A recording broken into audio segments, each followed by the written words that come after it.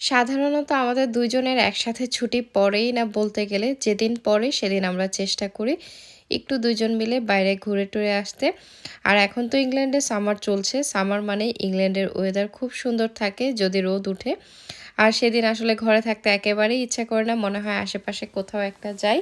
ঠিক সেরকমই একটা জায়গা ছিল আমরা যেখানে থাকি সেখান থেকে প্রায় ৩০-৪০ মিনিটের দূরত্বের ড্রাইভে। তো সেখানেই আমরা যাচ্ছিলাম আর যেতে পথে দেখেন ২ টা সুন্দর ঘোড়া দেখলাম। খুবই সুন্দর ছিল ঘোড়াগুলা। আর ওয়েদারটা খুবই সুন্দর ছিল। না অনেক বেশি কটকটা রোদ ছিল, আর হচ্ছে একদম আবার ডালও ছিল না। খুব সুন্দর একটা মিষ্টি ওয়েদার। আর সেই সাথে কিন্তু একদম যে আবার গরম ছিল সেটাও না। মোটামুটি একটু ঠান্ডা ছিল। তো বলতেই আমরা চলে এসেছি আজকে।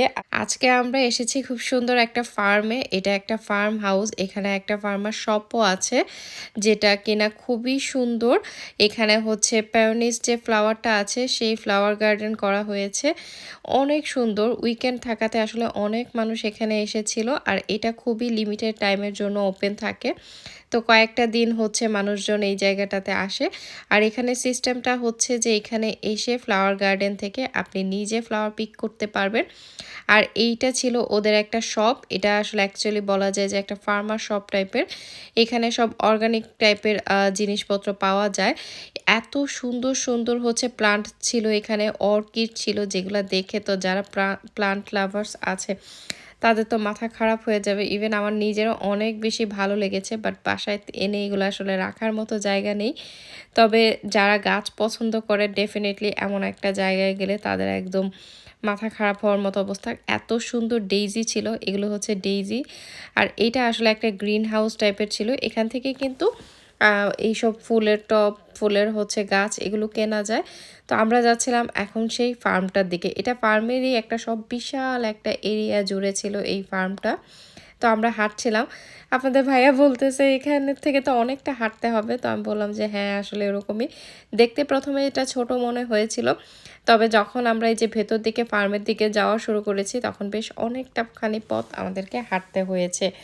আর এই যে এদিকে যেতে অনেক সুন্দর জিনিস দেখছিলাম। এই যে ফ্লাওয়ারগুলো অলরেডি ফুটেছে। এর মধ্যে থেকে অনেকেই হচ্ছে কেটে নিয়েও যাচ্ছে, কারণ ওখান থেকে কাটারও অপশন আছে। মানে আপনি হচ্ছে কেটে কতগুলো কিনবেন সেইভাবে আর কি পেমেন্ট করতে হয়। তো এখানে বিভিন্ন কালারের ছিল। তো আমরা যেহেতু একদমই আর্লি সময়ে গিয়েছিলাম, তো এখন পর্যন্ত কিন্তু সব কালারের ফুলগুলো এখনো ব্লুমিং হয় নাই।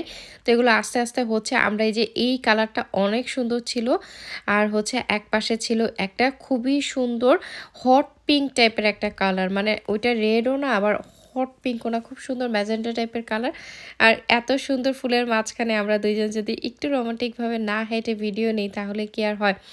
কারণ এই দেশে আসলে সেরকমভাবে উপভোগ করার মতো কোনো কিছুই নাই। না আছে নিজের ফ্যামিলি এখানে। তো নিজেরাই একটু ঘুরেই শান্তি। আর বিশেষ করে ভালো লাগে উইকেন্ডগুলাতে সামারে বাইরে যেতে। এই যে দেখেন যারা হচ্ছে এখানকার মানুষজন আছে ওরাও বেশ এনজয় করে, এবং ওরা তো দেখলাম যে অনেক ফুল এখান থেকে নিচ্ছিল। তো আমরা ২ জন মিলে হেঁটে দেখছিলাম। আর এই পাশটাতে দেখলাম যে খুবই সুন্দর। এখানে কিন্তু ফার্ম আমরা যতটুক জুড়ে হাঁটতেছি এর পাশে আরও অনেকটা ছিল। আর দেখেন কত সুন্দর ট্রেন যাচ্ছিল। পাশেই ট্রেন লাইন ছিল। তো আমরা হচ্ছে এই পাশটা থেকে ঘুরে আরেকটা পাশে যাব। আমি আপনাদের সাথে সবটাই শেয়ার করব। এখানে কিন্তু পুরোপুরি এখনো সবগুলো ফুল ফুটেনি। তাই এমন মনে হচ্ছে সবগুলো যখন একদম ফুটে যাবে তখন কিন্তু এইটা দেখতেই একটা অন্যরকম সৌন্দর্য মানে সৃষ্টি হবে এখানে। আর এই যে এইখানে যেখানে আমি আসছি এখানে কিন্তু সবগুলো ফুলের এখনো কলি, যেগুলা কিনা নেক্সট 2 উইকস পরে হয়তোবা ফুটবে। ওদের কাছে আমি জিজ্ঞেস করলাম যে এটা কখন সবকিছু ব্লুমিং হবে। তো ওরা বলল যে আরও হয়তোবা 2 উইকস মতো লাগবে। তো এখানে আরও বিভিন্ন কালারের হয়তোবা হবে, যে কারণে এই পাশটাতে এখন পর্যন্ত কেউই আসেনি, কারণ এখানে যেহেতু কোনো ফুল ফুটেনি এখনো। তো আমি হেঁটে দেখছিলাম। আর অনেকক্ষণ ঘোরাঘুরির পর এখন আমাদের বের হয়ে যাওয়ার পালা। আর এই যে ডান পাশে যে দেখছেন শেডের নিচে যে গাছগুলো, এখানে হচ্ছে ওরা স্ট্রবেরি ফার্ম করেছে। আর কিছুদিন পর হচ্ছে এখানে স্ট্রবেরি যখন হবে তখন মানুষ আসবে স্ট্রবেরি পিকিংয়ের জন্য। তো তো ইনশাল্লাহ দেখা যাক, পরেও হয়তো বা আমরা যাব। আর এরপর আমরা বের হয়ে গিয়েছি এখান থেকে বাসায় ফেরার উদ্দেশ্যে। তো বাসায় ফেরার মধ্যে হঠাৎ করে রাস্তায় দেখলাম হঠাৎ জানি কোথা থেকে এরকম একদম কালো রঙের ধোঁয়া বের হচ্ছিল। তো এরকম সচরাচর আমি আর দেখিনি। হঠাৎ করে দেখে একটু মানে আতঙ্কিত হলাম যে কেন হঠাৎ এমন হচ্ছিল। তো আমার আসলে আইডিয়া নেই যে না এটা কী জন্য হচ্ছে বা কী। তো এখন প্রায় সন্ধ্যা সন্ধ্যা হয়ে আসছিল আর আমরাও বাসার দিকে ফিরছিলাম। তো বাসায় গিয়ে তারপর হচ্ছে টুকটাক দেখে আপনাদের ভাইয়ার জন্য কোনো কিছু খাবার বানাবো। কি বানাবো আসলে রান্না করাও তেমন ছিল না। তো ওকে বললাম যে দাঁড়াও, চিকেন ব্রেস্ট আছে যেহেতু, একটা চিকেন ব্রেস্ট দিয়ে তোমার জন্য আমি কিছু একটা নাস্তা ঝটপট বানিয়ে ফেলি, যেটা আপাতত এখন খাওয়া যাবে, পরে না হয় রাতের জন্য অন্য কিছু করা যাবে। তো আমি এটাকে হচ্ছে একটু লবণ, একটু হচ্ছে ব্ল্যাক পেপার আর এর মধ্যে একটু হচ্ছে হাফ চামচের থেকেও কম আদা রসুনের পেস্ট দিয়েছি। হাফ চামচের থেকে একটু কম আদার পেস্ট আর হাফ চামচ থেকে একটু কম রসুনের পেস্ট। আর এগুলো দিয়ে আমি হচ্ছে পানি দিয়ে এটাকে সেদ্ধ করে নিব।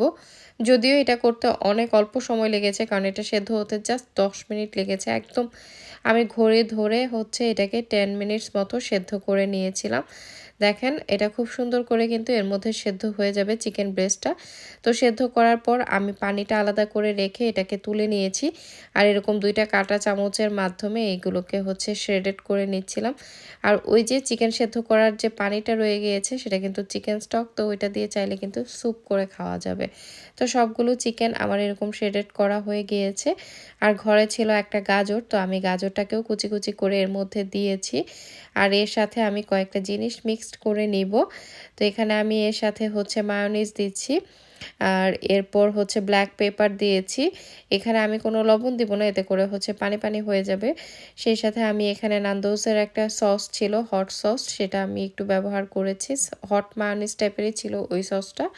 আর সেই সাথে অল্প একটু টমেটো কেচাপ। এই হচ্ছে এর মধ্যে।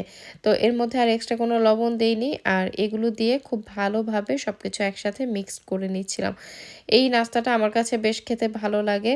আর প্রায়ই দেখা যায় যে আমি আপনাদের ভাইয়াকে এটা ও যখন কাজে যায় তখন ওর ব্রেকে খাওয়ার জন্য তৈরি করে দেই। এটা হচ্ছে খেতেও ভালো লাগে আর অনেক অল্প সময়েও বানানো যায়। মানে ঘরে যা থাকে আসলে তা দিয়েই হয়ে যায়।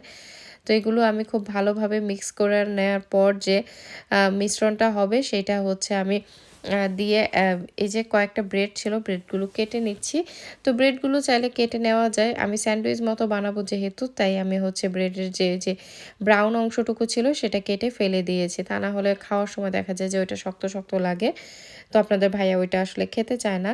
তো এরপর ব্রেডগুলোকে কেটে আমি এই যে খুব সুন্দরভাবে হচ্ছে মিশ্রণটা এর মধ্যে দিয়ে দিলাম। আর এরপর এর উপরে আমি আরও একটা ব্রেড দিয়ে দিব। তো এখানে পুরটা কিন্তু আমি ভালো পরিমাণে খুব সুন্দর করে দিয়েছি, যাতে পুরটা কোনো অংশে কম না হয়, ভালো মানে মুখে দেওয়ার পর বেশি বেশি মনে হয় আর কি। তো এরপর আরেকটা আমি চেপে দিয়ে এখানে একটা ব্রেড নাইফ দিয়ে মাঝখান থেকে কেটে নিয়েছি স্যান্ডউইচের মতো করে। এটা তো স্যান্ডউইচই। তো এই স্যান্ডউইচটা আমার কাছে খুব ভালো লাগে খেতে আর এটা খুবই সিম্পল। তো আপনাদের ভাইয়াও ওইদিকে ওয়েট করতেছিল খাওয়ার জন্য। আর এর মধ্যে কিন্তু আমার স্যান্ডউইচগুলো বানানো হয়ে গিয়েছে। এই তো এখন আমাদের খাওয়ার পালা। সারাদিন ঘোরাঘুরি করলাম, এরপর মজাদার একটা স্যান্ডউইচ খেলাম। কেমন লাগলো আমাদের আজকের ব্লগটা আপনারা কিন্তু অবশ্যই আমাদেরকে কমেন্টস করে জানাতে ভুলবেন না।